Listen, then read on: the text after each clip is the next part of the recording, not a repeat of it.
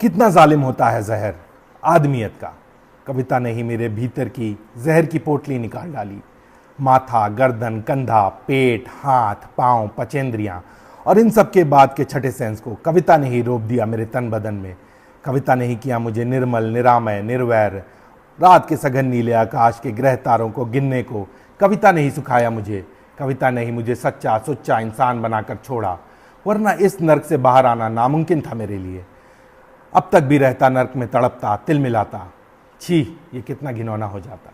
नामदेव ढसाल। ये कविता हमने पढ़ी हिंदी अनुवाद में, निशिकांत ठकार जी का अनुवाद है।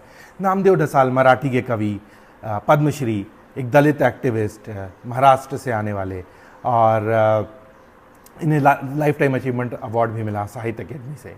नामदेव ढसाल जी के बारे में एक छोटी सी बात का जिक्र करना चाहता हूँ। नामदेव जी ने बाबा साहब अम्बेडकर को अपनी ज़िंदगी का एंकर माना, एक आइकन माना, एक प्रतिमान माना। यहाँ तक कि अपनी कविताओं में उन्हें एक आराध्य की उपमा भी देते हुए कहा, दिशाओं के स्वामी कहा, ज़मीन के मालिक कहा।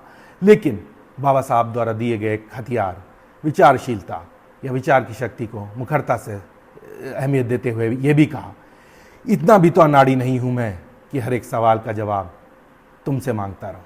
उन्हीं की एक और कविता हम पढ़ेंगे हिंदी अनुवाद में, जो कि है निशिकांत ठकार जी का अनुवाद है। कविता का शीर्षक है मौलाना भिंडी बाजार। थोड़ी रेडिकल कविता है। हे अल्लाह, इतना तो करो इन नास्तिकों की थाली में खाना खाकर जाओ।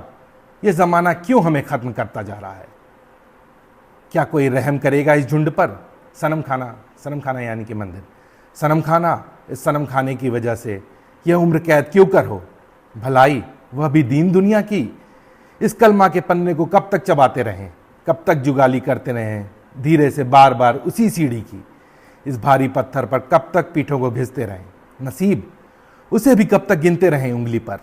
सुलेमान हलवाई वाला, गुलशन फुटवेयर, देखते देखते उगाए हैं ये खाद के चंद्र, अर्धचंद्र। हे अल्लाह, ये तुम्हारे बदन से महकने वाली नान खटाई की बू।